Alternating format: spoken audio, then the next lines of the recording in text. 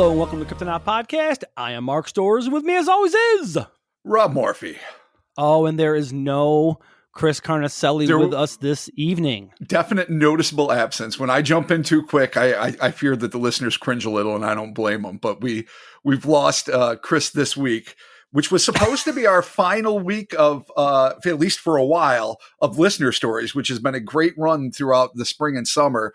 But we decided to postpone it for when Chris can come back because he's ill right now. And as a matter of fact, Mark and I are both fighting off a summer cold, but we're just a smidge better. So if we sound like nasally douchebags, we apologize in advance.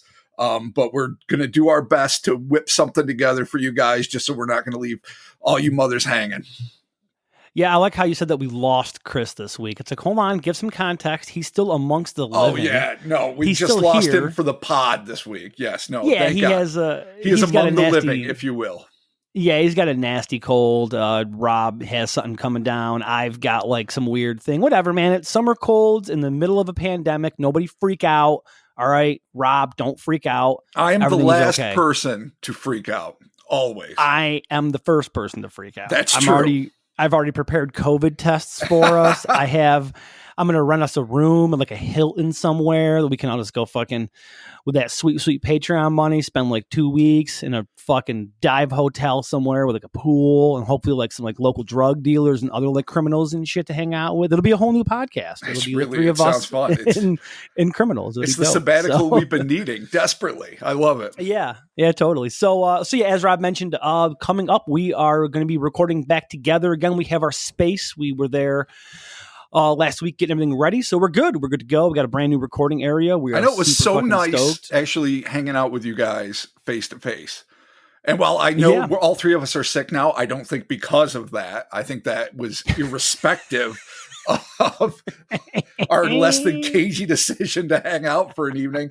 But to hang out and have some brews and talk shit and set up a space, that was awesome. It was really fucking swell to see you guys. If that little gathering gave us all COVID, we are assholes. Yeah, we're fucked. So, we are the poster children for fucking idiocy, but I don't think it did, as our county has a very low COVID count. I think that we're just all experiencing some nasty summer colds and whatnot. But regardless, this is not going to be a listener stories episode. This is going to be a regular, poorly researched Kryptonaut podcast episode, where we're going to be reading directly from an article, which comes to us from the Flying Saucer Review. This is Case Histories, supplement number 14, April 1973.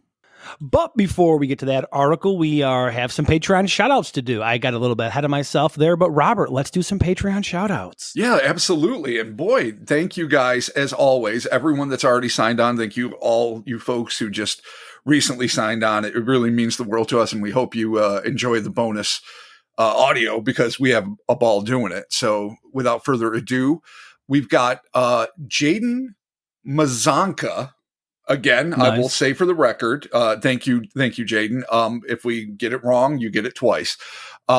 Moving on, we've got Tom Nally. Thank you, Tom. Mr. Evil Breakfast. Oh, my favorite breakfast. Mr. Evil Breakfast. Extra what up? Sugar. Fuck your teeth. Next, we have Maboose 7. I think that's the name of one of those like evil doctors from those like Euro spy movies from the 60s. Cool. I don't know for sure, but Maboose, fucking awesome. I love it. We next have Lucy Burton. Thank you, Lucy.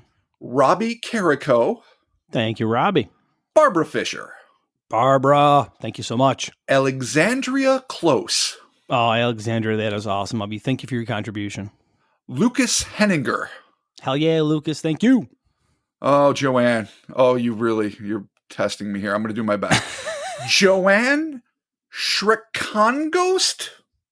Shrikongost. Yes. Or is it Shrek Ongost?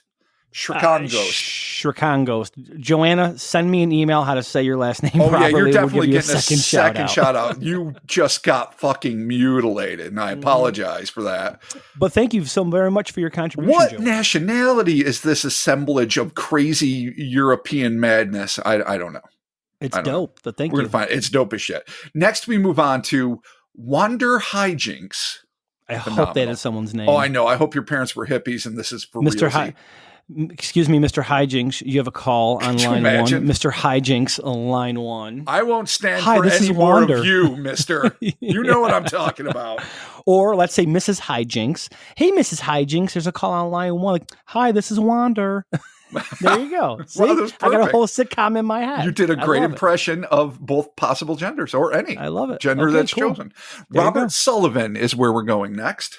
Awesome, Robert. Thank you, Robert, for having a simple goddamn name. God bless you. We appreciate it. Next one is Modrax. Hell yeah, Modrax. Sounds dope. And now we have Carlos Gort. Fuck yeah, maybe Carlos, what up? A big old fan of The Day the Earth Stood Still. Maybe, again, a legitimate name. But either way, thank you all. And Mark has got a correction, as we always do have a correction. As we say all the time, if we fuck up your name, looking at you, Joanna, let us know how to properly say your name. And one of our listeners here sent us a phonetic breakdown of it, and it is Manatilia. Manatilia. Now we have. How did we mispronounce it? Did we go Manatia? I think it was Mantilla. Mantilla, maybe. Yeah, it could be. Yeah, I think so. But thankfully, Manatilia sent us manna, like the bread or heaven, or like the bread from heaven in the Bible. Right. Till, like until, or like the till of the grocery store. E rhymes with we or tree. Wow. And then A, like the A in a lot. So what I'll say, this is a perfect example. Treat us like remedial first graders. If you want us to say your name right, that is exactly the way you approach it. Like kids that haven't quite learned to read yet and barely have earned the right to be in school, that's how you should break down your last name for us. Yes, or first if it's equally complex. Exactly. So as I mentioned before, jumping the gun prior, this week's poorly researched episode is coming to us from the Flying Saucer Review, Case Histories, Supplement 14, April 1973. Robert, what are we doing? Fucking poorly researched, in fact, that we have not read it yet. But what we did was when Chris and I realized that we weren't going to have, when Mark and I realized we weren't going to have Chris, we hammered through like old files. We're like, what the fuck are we going to do? And it's like, all right, here's some aliens. It's in a classic vintage, UFO journal. Let's just wing it. And we're going to all have fun with this. So what we're dealing with this week are the humanoids at Tres Arroyo. Nice. That is the headline. And the subhead is UFOs and peripheral tropics in new reports from South America by Jane Thomas. I'm not sure what that subheading really means. I want to say peripheral topics. Maybe I'm just an idiot, but whatever. We're going to continue. Thank you, Jane Thomas. Thank you, FSR, for being one of the greatest UFO journals ever, a nonstop source of joy. And speaking of which, not that I'm going to digress too much, if you haven't heard it yet, I had a chance to hop on the Astonishing Legends podcast with Scott and Forrest, and Micah Hanks joined us too. And it was really awesome sort of roundtable on another story that we got from the FSR, the Flying Saucer, or no, actually, this might have been the Before journal, another great British journal, about Sam the Sandown Ghost Clown.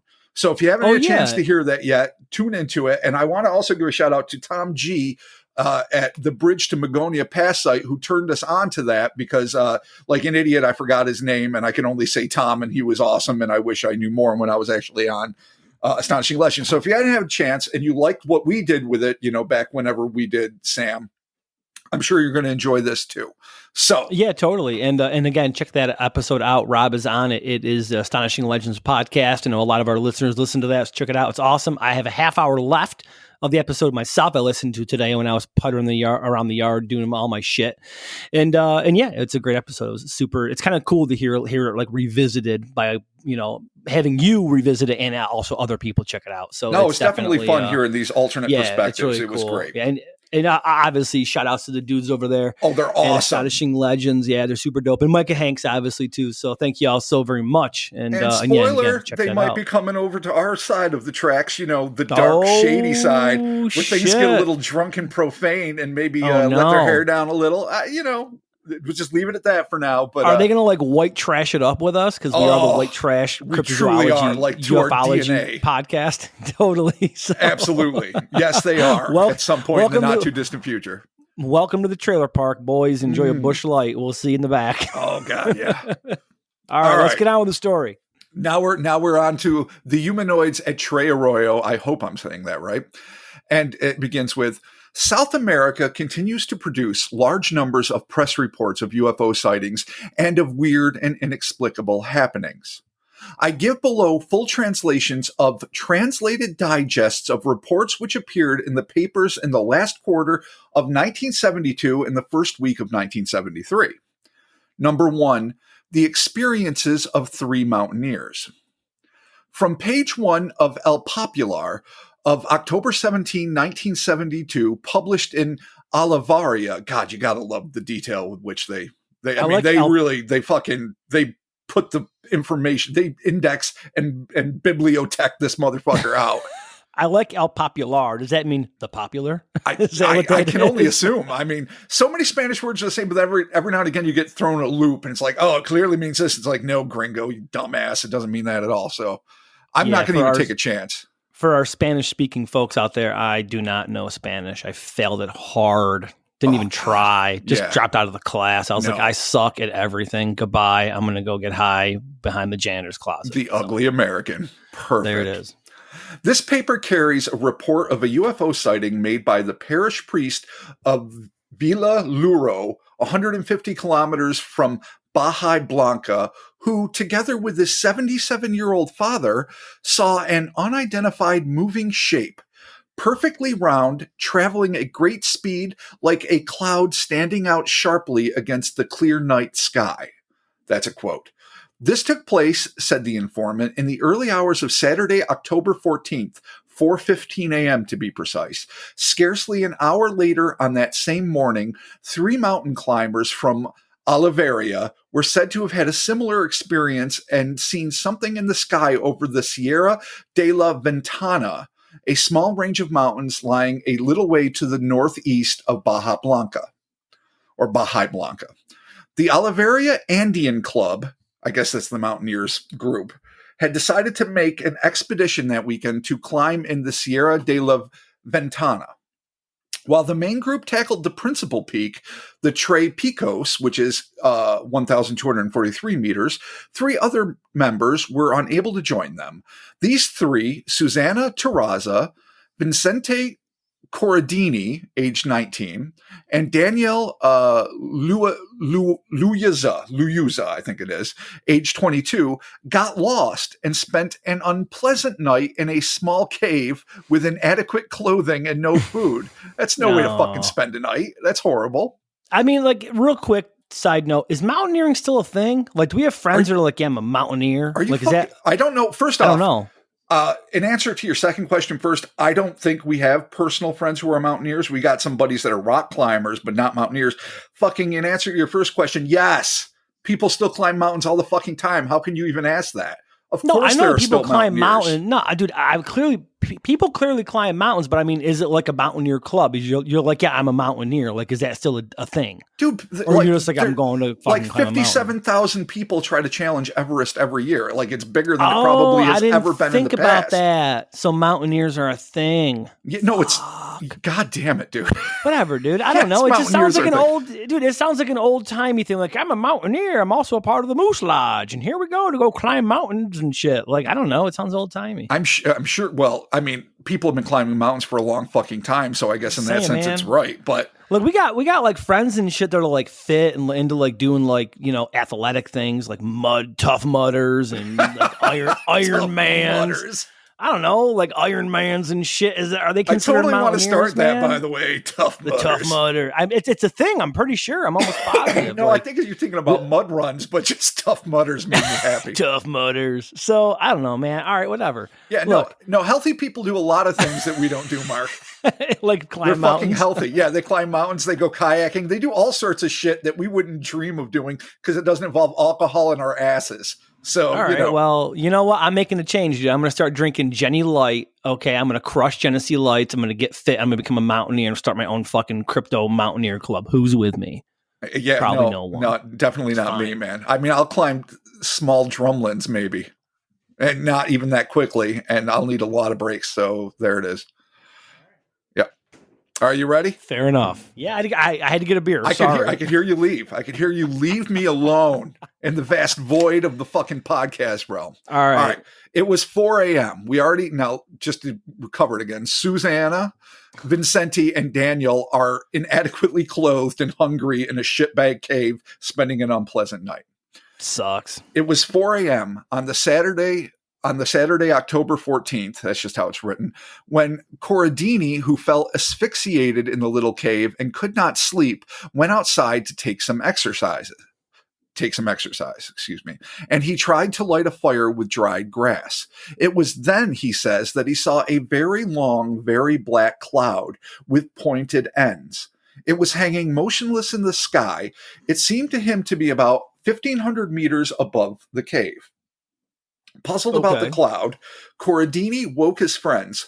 All were now able to see that below each end of the strange dark cloud, there was a reddish light flashing from orange to yellow. Then they became aware that the cloud was moving. Said Susanna Terraza, the cloud advanced slowly towards the ENE, east, northeast, I assume, and the weird light at each end was revolving, as it were, around an imaginary axis. I find that an odd statement because if it's revolving around something, the axis is legitimately there, but whatever. All right. Weird. By the time the three climbers had got out their compass and had established that their cave was facing east-north, was facing east, north being on their left, said Luaza, I don't know why I can't say that last name. To us, the light looked to be about the size of an ordinary ashtray, say about 10 centimeters in diameter. Of course, not knowing how far away this object is, that really doesn't help. I mean, 10 centimeters is relatively large if the object is relatively far away. But that's all. But it gives you no real, perspective on it. All right, moving on to part 2. A strange apparition in the southern part of Buenos Aires province. From the La Nación, maybe the nation, of November 14th, 1972 comes this account from Bahia Blanca, so similar areas. Last Saturday night, 2 persons who are considered to be trustworthy witnesses saw, from different places, a great vivid white light moving through the sky near the resort of Chapaco, in the southern part of this province. Francisco Igui, a local truck driver, told a journalist that he saw an intensely bright light coming down fast from the sky and seemingly about to crash upon the ground when suddenly it stopped at the level of a barbed wire fence and began to move along the fence, following the undulations of the local terrain, which consists of non-shifting dunes. That just instantly evokes in me like old Chuck Jones Bugs Bunny cartoons, where that rocket's coming down, then suddenly somebody or a plane, and they hit the brakes, and then it just stops right above the ground in a way that falling objects are never, ever supposed to be able to do. So to see that with your own eyes would have to be mind-boggling. And then just to have this thing like follow the I assumed like the wave-like undulations of unshifting dunes, whatever the fuck they are. I mean, dunes that don't shift, I can figure that much out, but still.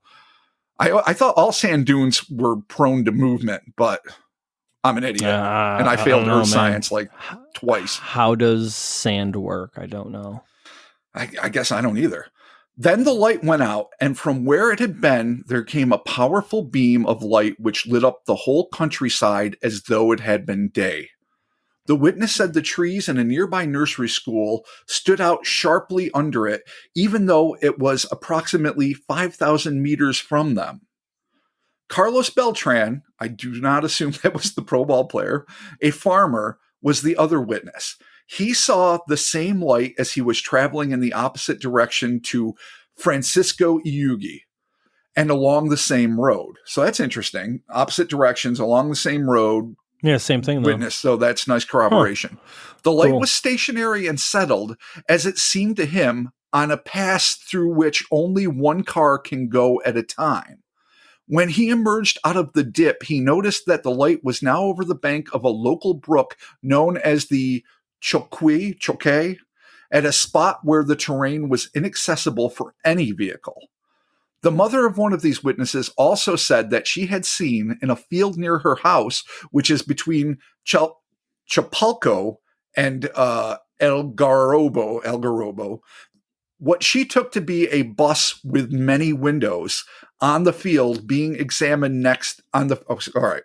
So what she took to be a bus with many windows, period, on the field being examined the next day, no wheel marks of any sort were found. So what she thought was a well-lit bus might have been some anomalous vehicle that had landed, perhaps the same one that was seen by Beltran and I can't Yugi or whatever the other guy's name was, Francisco, to make it easier. So interesting. Yeah. Now we're moving on to the humanoid part. Okay. The third story is strange being in a diving suit seen inside the house. From La Razón, Buenos Aires, of November 28, 1972, an account from Trey Arroyo. A retired resident of the place reports a strange occurrence which can very easily be thought to relate to the existence of extraterrestrial beings. He said that while he was in the living room of his house watching the TV set started to fail. I don't know if it's me or if it's like watching Poltergeist when I was a kid, but whenever, and TVs don't really do it now so much with like fucking Fire Sticks and Rokus and whatnot, but when that static flipping, like it's going out, which is really something that probably hasn't happened since the days of antenna. But when I remember that feeling of a TV kind of skitching in and out, it always fills me with dread. One, because I'm not going to be able to finish the fucking show I'm watching, which is annoying as shit. But two, because it always, just because of sci-fi movies, Close Encounters, like say Poltergeist, it always seemed to herald some sort of ominous and possibly anomalous thing coming. Yeah, I can't even remember the last time that's happened to me. I know I just be like watching TV and all of a sudden everything goes black. I'm like, fuck, god damn. When when a full-on blackout comes, that sucks too, obviously. Yeah, that's normally around here, at least in my area of town, that's what happened. Just everything's zoom gone. Yeah, you probably don't even remember like a television like fuzzing in and out to static and then dying while the electricity stayed on. That's definitely something probably for people that were, kids in the 70s and 80s. You were a kid in the 80s, but even back then though, I mean, I don't remember it fuzzing in and out. It was we always had cable, so there was never any like fuzzy shit. Oh, so, God bless you, you wealthy bastard. Thank you, Mom and Dad, for HBO at a young age. It was dope. I got to watch Mike Tyson box and watch Predator. So fucking A. Formative years. It's important. There you go. All right. There it is. So either way, I just the TV failing always fills me with a sense of dread. This resident, however, tried to adjust it, but could not. Then, on returning to his seat, he saw to his utter astonishment, as may well be believed, that there was someone sitting in one of the other armchairs. When he managed to get over his surprise, the stranger got up and proffered his hand in a friendly gesture, but without uttering a word. That's some shit, but it gets weirder. According to the witness, the strange guest was wearing a bluish-green diving suit and a helmet. He had slant eyes, and there was a device hanging from his belt that looked like a transmitter, according to the man. So, first off, that's just fucking weird. Like, you whacked, whatever he did to adjust the TV, it was a few hits on the side. He fucking fusses with the antenna, whatever the fuck, you're doing in 1972 in fucking Buenos Aires. And you see a dude. Now, if it was any old dude standing there or sitting there and being silent and offering to shake your hand, that's fucking weird. But a dude in a bluish green diving suit, which I can't help but think of the Canula humanoid, which was that, I think, Finnish encounter, which I don't think we've ever done on the show. Maybe someday we will, where this little 3-foot tall anti-gravity hopping green diving suit wearing looking dude was interacting with these lumberjacks, somewhere in Scandinavia. So I think Finnish. I think it's a Finnish tale. I think it was somewhere in Finland. But regardless, so it does remind me of that. If you're just in your living room, like you're watching TV and all of a sudden it fuzzes out and then someone appears, that's a problem. It's a huge problem. Just sitting in your chair and you're like, the fuck are you doing? And where'd you come from? Like, I just got up to adjust the TV and all of a sudden got fucking a new friend. Make a friend, an intergalactic friend with a weird suit and a device. Strange. And evidently a face, or at least eyes that he could see. And are they slanting malevolently? I mean, is it like some sort of fucking werewolf? I mean, are they just, well, at the angle, like so many grays and stuff where they're almond shaped and, it is slant dipping down? It's hard telling if that's something that was particularly intimidating or not, but just the appearance of this thing at all would be fucking weird. Yeah, it's bizarre. The strange being, so the report goes on, watched the TV program for a few minutes. So I guess they're just chilling at this point. And then rose and began touching some push buttons on the object on his waist, in which a yellow light came on. Yeah. At this point, the bewildered witness ran out to give the alarm and call the neighbors. And when he came back, he found that the strange visitor was gone, vanished like magic from the house, which was number 300, Calle de la Libertad. So I guess it's cool to give someone's fucking home address now. Random fucking.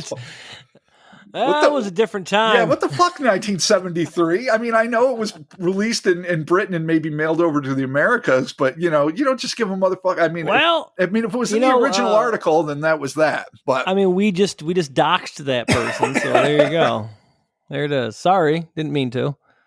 He's long gone, no doubt. Well, but the house is probably not. No, the house probably isn't, but but anybody who is a retiree in 73, I hope you're still kicking, but criminy. Yeah. You'd be goddamn, there it is. Longevitous to say the least.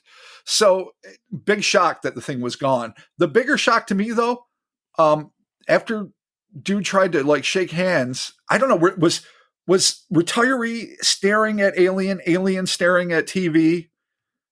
And then he starts fussing with some buttons, and the dude's like, "No, I got to bolt. Fuck this." Yeah, maybe the alien just or whatever this being is just like, all right, man. And like you meet somebody at a bar, you're having small talk, and you're kind of trying to get out of the situation. For me, I'm just like, oh, hold on, I got a phone call, whatever. And I'm like, oh, I gotta go do something. Maybe they didn't, he didn't have that, so he's just kind of like, hey, shake a hand. Oh no, okay, weird. Well, I better fuck around with my belt buttons real quick here because this is getting awkward. So just start fucking fucking with the buttons, and then the next thing you know, you're just like, all right, yeah, bye. Like, so thank God I got out of that weird situation. The interdimensional 1973 version of pretending you're getting a text. Yeah, exactly. That makes sense. Yeah, that does make sense. I mean, it's weird. Maybe the guy, or conversely, maybe the dude just like, all right, man, I'm here. This guy's not feeling it. Like, it's getting weird. I gotta go. So he just bailed. Well, you can't help but like think some Stranger Things type bullshit. Like if there are, say, interdimensional knots or whatever spatial distance you want to quantify it as, another planet, and you appear somewhere and you're like, all right, here I am. I'm the first explorer in this new realm, this new reality, this new plane of existence. There's a dude. Maybe he looks a little bit like me because by all accounts, this thing is, bipedal, humanoid, whatever. It's like, and so it's like, all right, I'm going to try to do the universal gesture of friendliness, stick my hand out. Maybe that crosses all borders, and dude's just staring horrified. And you're like, oh, I'm going to fuck up this entire culture. I can't, I cannot stay here. Or maybe you only get 5 minutes. Maybe it's one of those things. If you stay any longer, you get stuck or something terrible can happen. So you just get to pop in. I mean, that dude could have been like the fucking Neil Armstrong of his society. He could have been fucking like the king shit parades and ticker tape and like, dude, he saw the old dude. He went to the other plane. It's amazing. What an achievement. He saw the old dude. He watched part of the TV. He watched the TV. Did not shake his hand. The guy ran. Yeah. He disappeared. It was phenomenal. The actual interaction itself, I mean, it's just a quick like, hey, I'm here watching your TV. Want to shake a hand? No. All right, peace. See ya. Like, that's it. Bye. Which could be explained, I'm sure, a couple different ways, possibly skeptically speaking, but we'll continue on with the rest of the story. It is to be recalled in this connection that a few days before, a woman in charge of a bar in the Cali Alcina in the Tres Arroyo made an almost identical report stating that a strange customer entered the bar and, while she was serving some people, made for the bathroom. In view of his delay in coming out again, she went to see what had happened and found that the man, whom she described as unusually tall, with a very penetrating gaze, had vanished as though by magic. Well, I don't see how that's a nearly identical fucking report at all, but I mean, Okay. maybe it was the description of the. I mean, I'm assuming this impenetrable gaze, this handsome bastard must have had. I'm assuming the same kind of accoutrement. Not just I saw a tall, handsome guy and he vanished. I assume, That's like though, if he was that's wearing... like, at some point, every person has that story. I saw a really handsome person and then they were gone. Yeah. Like, there you go. Well, yeah, this really pretty person looked at me as they were going to the bathroom and I never saw them again. That's fucking every time you go to a bar. Welcome to the Great New York State Fair. There you go. Enjoy. Like, there's, Yeah, no, a bluish green diving suit with a helmet and fucking transmitter belt.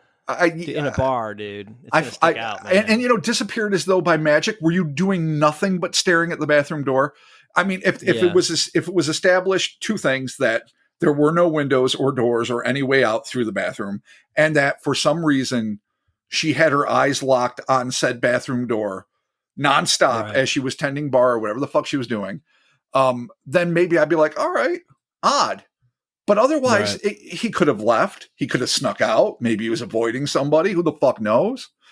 I'm a little less impressed with the paranormal pedigree of that one. All right. Well, a similar case happened in a bar, or it didn't. There you go. One of the two. Either it did or it didn't. Well, here's the thing. None of those present had seen him leave. Okay. And another door from the bathroom, which leads out to a garage, having an exit on a side street, was still locked as usual. With its lock intact, okay, the police who were called in to investigate confirmed this later. Why would you call the fucking police for that? Because a handsome guy was there and then he was gone. Where'd he go? I guess you do have to notify the authorities. I am really confused about why this is a thing. I don't know. Maybe it was a padlocked door from the inside. If that's the case, then all right, a mystery. But if it was just a door that maybe you could open and then lock from the inside, then shut. Right. I don't know for a fact that it wasn't that. I don't know. I just don't get that one. Sometimes they'll throw a fucking case in there and you'll be like, yeah, that's called Thursday. That's not fucking weird. All right. Well. La Nueva Provincia on November 29th, 1972, a paper published in the Bahia Blanca, has a more detailed account of the same case. All right, so maybe I'm judging too quickly. See, this is what happens when I don't read an article in advance. So Jane translates as follows. New details have become known here regarding the strange apparition described by a Tres Arroyo resident who declares he had contact with a mysterious being of strange appearance who turned up in his house and displayed powers superior to those of an ordinary human being. So it looks like we're going back to the first encounter. The man reporting this weird happening is Alfonso Rey, age 62, residing in Calle Libertad 346 in this town. So I'm sure he got visitors galore. Formerly chief designer of the ISIL Art Concern. What is that? First off, what's a concern? Like, I know I've heard that phrase before, but I've never actually encountered somebody that worked for a concern. I mean, I was questioning Mountaineers, man. I don't know. I'm not even sure. I have no idea. Are people concerned still? Are they a part of a concern? Are they also Mountaineers? Are they concerned Mountaineers? I don't know, dude. Let's start your cryptozoological concern of Mountaineers. It'll all tie together. It'll be great.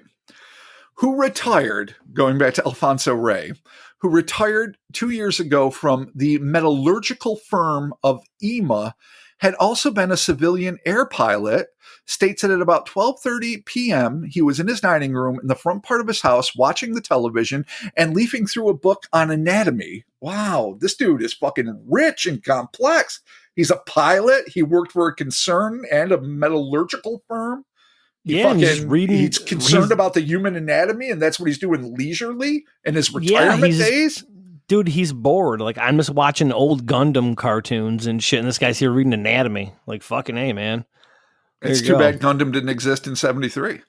Suddenly, the TV set became disconnected, quote unquote, so he got up to put it right.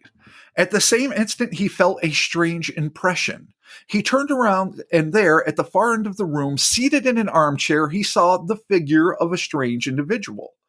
According to the testimony as given to La Nueva Provincia and the Telenueva Channel 9, the unknown being was wearing a helmet like those formerly worn by airmen, a one-piece overall of greenish color, the fabric of which looked metallic, and he had a black belt. See, now I don't know why this story wasn't, there's like they're burying the headline. Why'd they give us like the little paltry version, then take us to another place? That is just not great continuity in journalism. That's all I'm going to say about it. Okay, well, the 70s were a different time. On this it clothing, is what it is, man. I know. I'm over it. I'm just like, come on, you're burying the lead here. On his clothing, he had a small device of a radio transmitter type, and he was wearing short boots.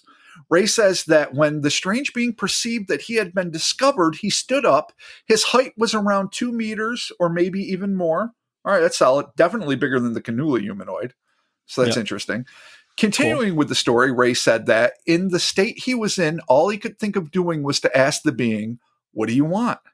There was no other reply except for silence on the part of the visitor, who merely held out his hand to him. Ray explained that as he took hold of the hand, so he accepted the gesture of friendship or contamination. The universal sign of goodwill. Shake a hand, give a hug, except in a pandemic. Don't do that shit. Don't listen to me. Yes. No, you've almost given that advice before. I have given that advice before, and you guys scolded me, and I just scolded myself for giving you that advice in poor taste. Yeah, but you know what? We've seen other cases where you touch something extraterrestrial, or again, I always say evidently or ostensibly extraterrestrial because we don't really know where they come from. And inadvertently, you become contaminated either by something bacteriological or something radioactive or who the fuck knows what. So you got to be careful, even if these fuckers have good intentions. Sometimes shit goes south. They might like inadvertently give you fucking cancer or some shit, but like, I don't know, man, just make the gesture. Maybe they'll help cure you, maybe they won't. Never forget the Georgia Stalks, where the metallic asparagus saved your plane, saved you from a plane explosion, but then you had brain cancer 9 months later. So this dude accepted the gesture. He did. What happened? And he took hold of the hand. As he took hold of the hand, he felt a strange sensation, noting that the hand was cold and lacking in, quote, solidity, rather though it was made of foam rubber. Oh, a boneless thing. Is the suit like an exoskeleton just giving form to this gelatinous fuck all? That's icky. That's a nice note. Hold on a sec. Oh, this post-nasal drip. Oh, it's doing me wrong. Drowning in my own snot. We're going to get through this. I'm sweating my balls off. I think I've got a fucking low-grade fever. We're doing this. We're doing this because we love it. We love our peeps, and I love our listeners. And it's okay that I'm slowly dying, but that's all right. I am just sitting in my basement. I'm just covered in sweat, no shirt, headphones, beers, and my daughter is upstairs with these goddamn, like these shoes that are too big for her. I don't know who the fuck bought them for her, but she is click-clacking around like a fucking Dutch person with clogs. And it's fucking driving me nuts. Don't throw the Dutch under the bus, man. They're the one allies the we Dutch, have. Listen, it's nothing against the Dutch. They are good people. They wear clogs. I'm texting my wife furiously saying, take those fucking shoes off of her. Like, what the fuck? Oh, poor Evan. Anyway, let's get back at hand. This episode's getting off track. It is my job as the producer to get us back on track.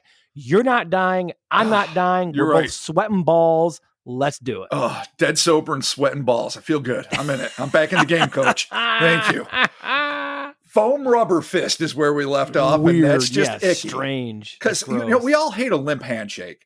I don't care, how strong you have. I've never wanted to powerhouse anyone with a handshake. I've got a pretty good grip. I've never felt like the need to out-douche somebody. That is shitty. And I've had plenty of people that, saw me as a big guy and were like, yeah. And I'm like, okay, we're going to play this fucking game. Fine. Fine and dandy. But I also, nobody likes just the fucking no effort at all handshake that makes you feel like you just squeeze through, ectoplasm and regret. It's like, you kind of got to give a little bit of a, you don't want to get too crazy with it. You don't want to do the whole fucking, you don't want to do the like the over the top. You don't want to go that way. Like you're arm wrestling for your fucking truck. But like at the same time, like you don't want to fucking, you want to put a little arm wrestling for your truck. But this is a different level. He reaches out to the hand. The hand's like squishy. Yep. It's like fake. So that's fucked up. Or again, whatever was occupying this, what seems to be a potentially at least an environmental suit, though. Yeah. Though the diving suit and helmet analogy becomes clearer when it's an old aviator's type helmet and an overall. So that seems maybe less likely to be an environmental suit, maybe just a flimsy grip. Who knows? But regardless, one thing which Ray particularly noticed is that the mystery individual never spoke. As regards his facial features, he said he had not been able to see them as, and I'm going back up the page, as he was drawn to the eyes, which seemed to emit a silvery light. So the eyes, which were on a slant, had the silver. That seems like something like straight out of a shitbag old Fabio covered romance novel. The silver light eyes. Continuing with his account, Ray said that when he sat down in the armchair, the mystery being did the same. Oh, so he shook hands. It was awkward. Dude. And he actually, see, my whole supposition that he was standing staring and the thing was staring at TV, because I couldn't imagine Ray, even though I didn't know his last name was Ray at this point, would relax. But so it just happens. And you're like, well, fuck it. I'm sitting. TV's back on. And dude, like, follows the cue. That's interesting. Weird. Sitting down again in the same armchair he had occupied before. For a while, they remained there looking at each other without anything being said. Huh. Okay. Ray declares that from that point onwards, he began to feel a very good condition of well-being. That's where that psychic dopamine blast, that little high that these fucking creatures seem to be able to deliver, which I can never tell. Is this like their way of trying to make an inferior, intellectually inferior, at the very least, probably physiologically inferior species feel comfortable so that they don't have undue terror? Or is it what a predator would use to give a sense of well-being so that the prey would be less likely to escape? And by predator, I don't necessarily mean like something that's going to like steal him into a spaceship, even though that happens, or eat his flesh, but like maybe something that's like, I don't know, sucking off his karma or fucking eating energy or doing some nebulous shit. Nebulous shit I can't figure out. Sucking off his karma. All right, not the best choice of words. Not my best assemblage of words. I don't want anything sucking off my karma. I have a little bit enough. Oh, guys, that's definitely good karma anyway. Fucking Pornhub search. Yeah. Jesus no. Christ. All right. I'll own that one. All right. Come on. Bring it back. Regardless. Bring it back. Okay. All right. So, he's feeling good. He's feeling good. He's like, well-being. Things are all right. Everything's cool. There's this weird squishy hand dude here watching TV with me, and this is fucking awesome. We're going to become friends, and we're going to get a concern and go be mountaineers and see UFOs and shit. So that so far, not bad, man. Not bad. You made a new fucking friend, dude. It gets even better. People need friends. At this point, he noticed that the pains he had since suffering a stroke 2 years before had disappeared. Oh, look at that. He's stroke free in 73. Yeah. Fuck yeah, dude. His shit's all cured. It's all cleared up, man. His Lyme disease is gone. Fuck yeah. Ray went on to say, in view of this situation, he decided to stand up, whereat the visitor promptly imitated him. Ray went to the kitchen, still followed by the stranger, and turned on the gas cooker. As he used the gas igniter, he noticed that the sparks emitted by it were much stronger than usual.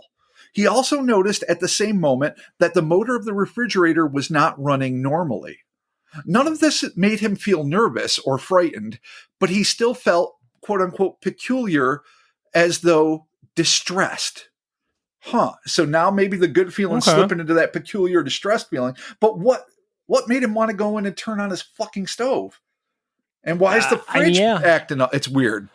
It's a weird thing during all of this to be like, I'm going to go cook us some fucking stovetop stuffing. At this point, they're like old buddies, what do you know? They don't need to talk to each other. All the words have been said. They just take comfort in each other's presence. They're just doing their thing. But here's where things get even, weirder. It's weird. He also noticed that the strange being seemed to be walking in the air when he moved. Uh-oh. Yeah. He's floating? Oh, boy. And you know what? If you're going to float, at least have the decency to keep your feet together and do that awkward, weird, evil float. Because when you do the fake walk, it's almost like, why are you putting effort into it? Because that's not really gaining you any momentum. You're fucking floating. Yeah.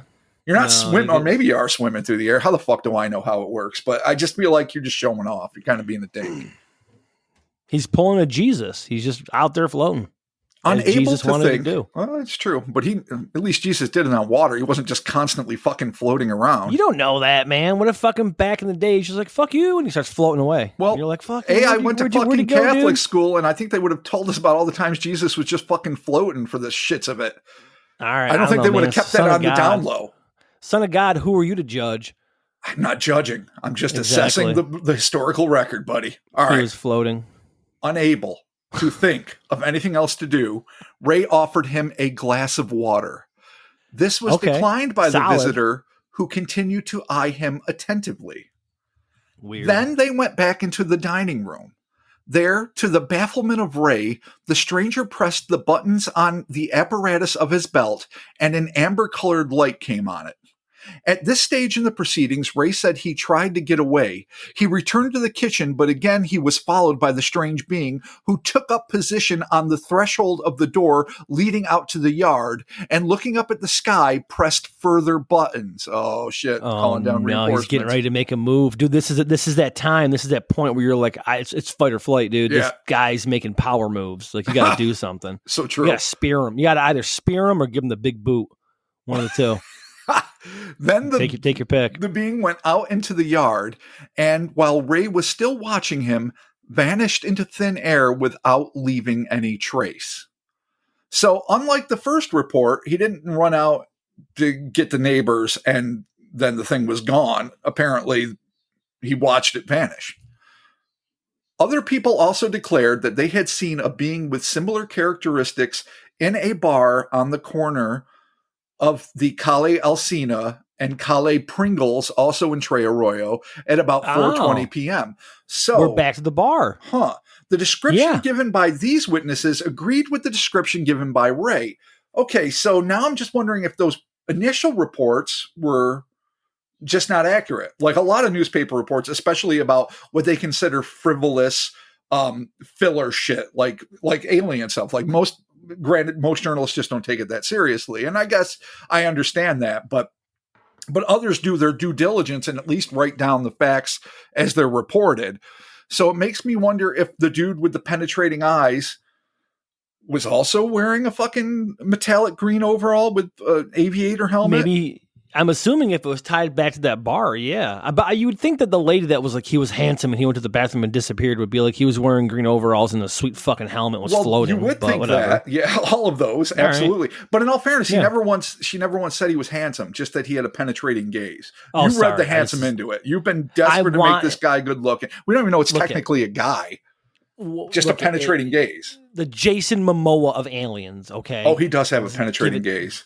He does. Just undeniably. Okay? Yeah. There you go. That is a gaze to be envious of. All right. So weird. Maybe, all right, so it's all kind of tied together. Strange. Definitely interesting. I mean, maybe just someone popping in to hang out and see what's going on. What do you think? I'm certainly more intrigued by the prospect that if the second portion of the, or the third article, it's not even the second portion of the article, it's just what was translated. This one that was from La Razón from Buenos Aires, November 28th, 1972, which is far and away the most detailed of the accounts. Oh, maybe am I reading the right one? Oh, no, I'm wrong about that. The La Nueva Provincia of November 29, 1972. That's the more detailed of the two accounts. Totally. If indeed the thing that was seen in the bar is more reminiscent of the thing that was seen in Mr. Ray's house, then that is intriguing. Like, what is this entity? Where is he from? And why? Why show up at a bar? Why show up in some dude's house? Why follow him around? Why, you give off this sense of well-being, which really does seem like a technology that we would all love to have. Like if human beings could have some skill set where you can just put people at ease when you walk into a room, you could really get away with murder, even if your intentions aren't nefarious. It just makes life easier. Totally, yeah. But why? What's the point of being in this guy's house? What's the point of it? Was it some weird post-hypnotic suggestion that made him want to turn on the stove? Is there a reason he went out there at all? Was he doing it? Was it really his own inspiration, or was he following subliminal orders? Why go to a bar and just stare at the bartender and go into a bathroom and disappear? I don't get the motivation. I mean, the thing here with all of this is that they're appearing seemingly out of nowhere, and in two cases they're making gestures and then they're disappearing. Never talking, so maybe they don't have the ability just to kind of speak hanging verbally. out, Maybe don't doing have their mouths. thing. Yeah, or if it's some kind of like reconnaissance or something like that, maybe just kind of pop in, check it out, scoping out the scene. Some interdimensional reconnaissance, some extraterrestrial reconnaissance to see what's happening down here on Earth. Possibly, it seems shitty recon. It really does because think of it this way: the waters. UFOs seem to have this unerring ability, at least by and large, to disappear at will. Which means that probably whenever one is being seen, it is because they want it to be seen. They don't care if it's seen, or for some reason their cloaking mechanism is malfunctioning, or who the fuck knows, some atmospheric thing is not allowing them to do what they normally do. But it rarely seems to be like it's like they just don't have the ability to do it. So if you want to recon something, you just go in invisibly, you scan the area, you do your thing. You don't put an obviously anomalous thing, dude, for lack of a better description, and have him just pop into existence in a fucking dude's dining room, or just amble through a bar where he's going to stick out like a sore throat. I mean, that's not recon. That's like attention grabbing. That's a distraction to make you look one way while something's happening somewhere else. Maybe that part I can understand if they were doing some other shit and they're like, don't pay attention to this. Look at this dude. But I can't see why that would be a protocol used by any intelligent species to inspect another one. But I mean, that is kind of the protocol. We've gone over this countless times. That is kind of what they do. They have really weird, quirky shit that they do. Like, we're always like, why if these aliens are so fucking advanced, why are they not doing this or why are they not doing that? Maybe on our train of thought or whatever we're doing, it seems, just kind of stupid how they're going about everything. But from where they're coming from, if they're popping in and popping out, like, what's the point of having it be so advanced? Where if there's literally pop in and look at all these fucking warmongering, hairy fucking, hairless monkeys, and they're just like, oh yeah, look, there they are. They ain't gonna do shit to us. All right, cool. Boom, we're out. What's the point of being stealthy reconnaissance ninjas when you don't need to be? If there's coming in to see what we're doing. Yeah, I guess. But I mean, it's not, I mean, what are you really observing? An old dude in his house and how his stove works. But this is how most of these encounters go. No, I agree. This is how it goes. I know, it's I'm just trying random shit. To put human motivations onto things that are clearly not fucking human, and therefore probably aren't working from the same point of view that any of us would be. They probably don't think of it in the same way or care, maybe even. Yeah, it would be like deer talking shit about us walking in a yard. Like, oh, these fucking humans walking like we ain't gonna fucking see them. What the fuck? Like, it's fair. It's fair. Same type of scenario, though. It could be literally like a shortcut. Like, it shaves 10 minutes off of their commute if they walk through our reality, and they don't give a fuck what wildlife sees them because they're like, oh, whatever. But also, too, a lot of these episodes or a lot of these encounters that we've talked about on past episodes, it really is just a weird assemblage of random shit that is just there and it makes zero sense. Every fucking time. I think that's why now, so many investigators, not that I'm saying, like, say Keel and Valley are examples of two people that really stayed dedicated to the pursuit of their own truths, even though they eventually succumbed to the idea that it's a higher intelligence, and it's even Brad Steger to a degree came to this conclusion, it seems, and that we can't comprehend what their agendas are, but it's better than us and is fucking with us. But I think that's why so many others just throw in the fucking towel, because it gets to a point where it's like, fuck, it's so rampantly stupid, just ridiculously non sequitured, that it's like, I cannot possibly make fucking sense of you. I feel like that's not the right approach, though. I don't ever want to give up, and I don't ever want to stop trying to make sense of it, because as soon as you do that, then I think you've given it up, to the old magic whale and fucking just been like, well, it just is what it is and nothing we can do about it. I mean, I still think that there is some motivation, even if we can't see the clear logic of it from our own perspective. That's what I was going to say, is that I'm sure that there's definitely some motivation there. It's just that from our perspective and what we're perceiving that they're doing or what they're not doing, it's not going to make sense to us. That could just be wishful thinking on our part, though. Says the slightly defeated part of my mind that's like, yeah, well, why?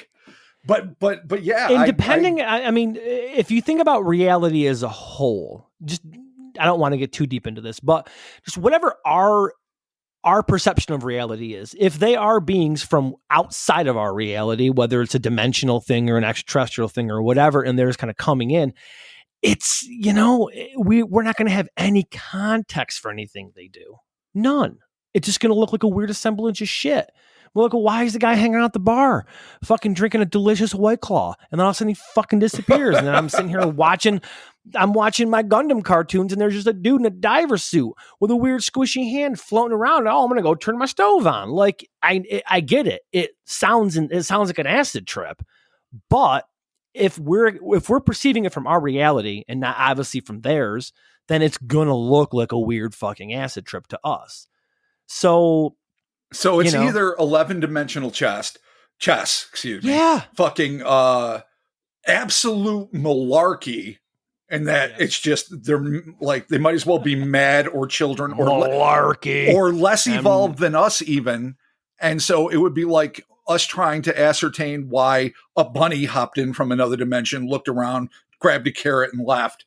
And you'd be like, oh, what's the deeper motivation? These things are just fucking whatever. I'm just, man, what the fuck are you? I don't care. I think unfortunately though, with this, something in between. I think we're on the lower part of this. I think that everything else that these people are experiencing that have been happening for years now, I think that is kind of like the higher end, and we're like the low man on the fucking totem pole with this shit. Wouldn't it? Well, you might be right, and we always want to think that because we always assume, well, I mean, even though we have overalls that can be metallic and we have aviator helmets and we have diving suits and all these things, we always assume that because we don't have the technology to travel to other, levels of reality or whatever, or planets, that it must mean that they're advanced. But in reality, I think, that might be the mistake we've been making all along. And it would be just the biggest dick kicker completely if the reason that we can't make sense of all this is that we are far and away more advanced than almost everything we interact with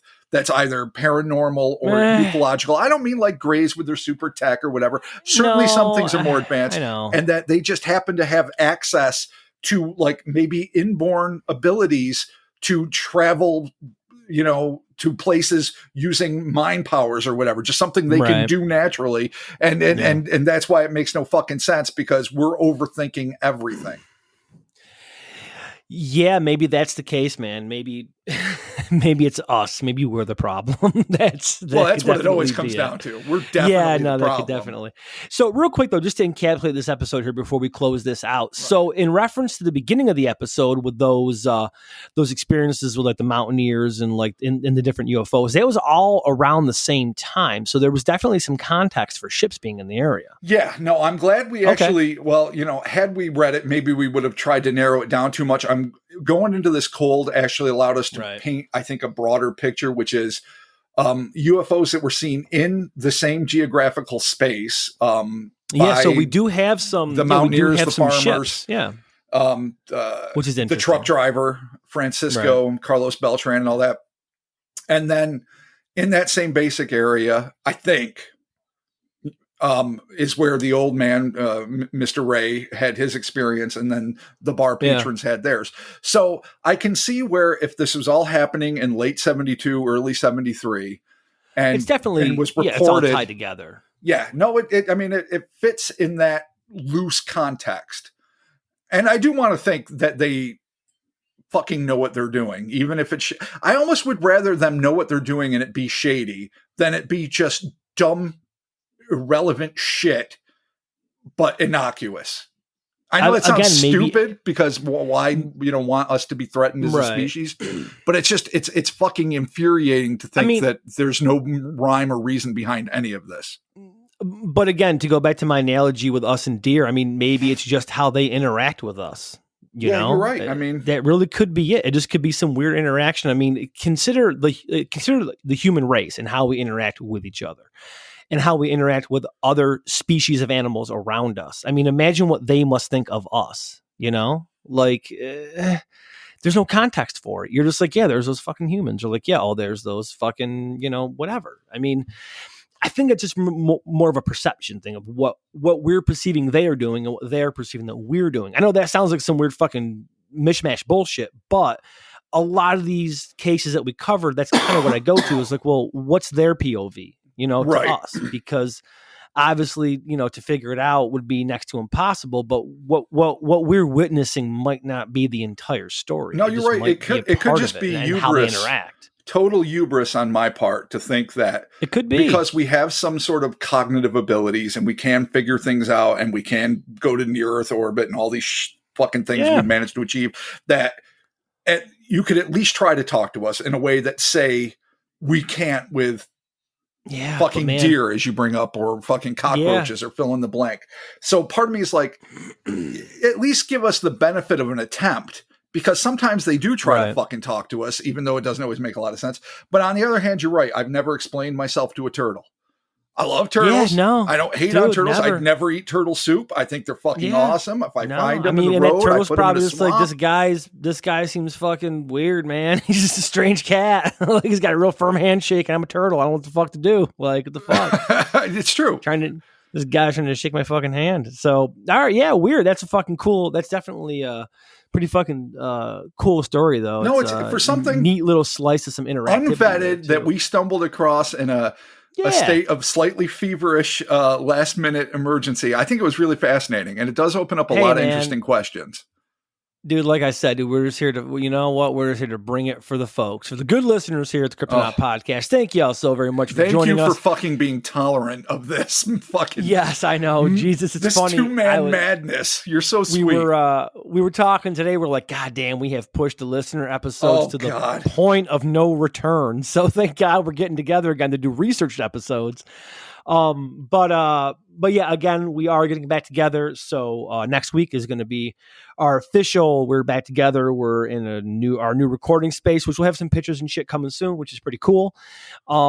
So yeah, we're going to be going back to our regular researched episodes. So be sure to look for those. As Rob mentioned earlier in the episode, he was on Astonishing Legends. Check that episode out. I'm said I got a half an hour left, and after we finish up this recording, I'm going to go finish it before I go to bed.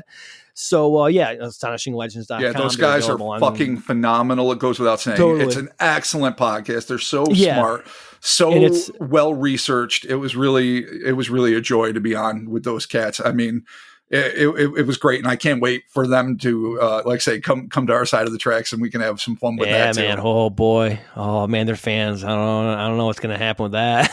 We're like, welcome to a safe space, boys. Man. I mean, you can do whatever you got to do over in this fucking hole. But yeah, no, check that out. AstonishingLegends.com. Those fucking dudes are awesome. And also Micah Hanks is on there too. He's super cool. Yeah, absolutely. They're available on every podcast platform ever. Check them out. They are dope. hellorspace.com. Buy some shit. There's things for sale. Get it. T-shirts, masks. I have a ton of masks that I ordered.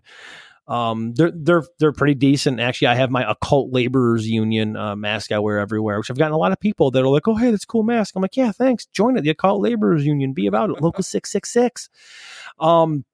The socials, the Instas and the Twitters and the Facebooks. We have a Facebook fan group run by some good listeners of ours. Thank you all who run that group. Check that out. Yeah, hit me up on the Instas or the Twitters. I'm normally there. I'm kind of, I don't know, Facebook group I go in and I check out that's cool, but the rest of Facebook I'm trying to avoid. Probably for the next 7 to 8 months. So, but our Facebook group is dope. Our awesome. Facebook group is super cool. So check that out. A joy. But hit me up on the Instas and the Twitters. I am there doing that. Patreon.com/Cryptonaut Podcast. $1 is a shout out. $5 is a shout out and some bonus audio. If we fuck your name up, we will give you a third to fourth shout out. It's true. Talking to you, Manatila, and I'm also talking to you, Joanna. Yes. We're going to figure out your last name. So, and again, that is Manatilia. I fucked it up before. Oh my God. There it is. Literally. Hey, I caught myself. All right. Jesus, I'm trying, man. I'm trying. All right. I am dying here. I'm going to take so much sleepy time Tylenol. I don't even know. I've got to shower off the sheen of fever sweat and fucking I'm going to close End this it. episode up by giving a shout out to my daughter, Evelyn. Thank you so very much for putting on those oversized high heel shoes and doing a little Dutch dance above my head while I'm she's trying the to best. record. It's dope. I love it. I didn't hear a single clickety clack. God bless her, but she, Dude, go easy on the kid. She just having fun. I swear to God, I think she's up there like just doing a tap dance number, which I think is adorable, but it's all right. That's my baby. It's what she does. It's, you know what? And that's what she's going to do. And that's fine. I appreciate it and respect it. I'm going to go up there and tell her, thank you very much. The listeners appreciated that, but Dad did not. So no big there. So thank you all so very much for joining us. And we'll be talking to you soon.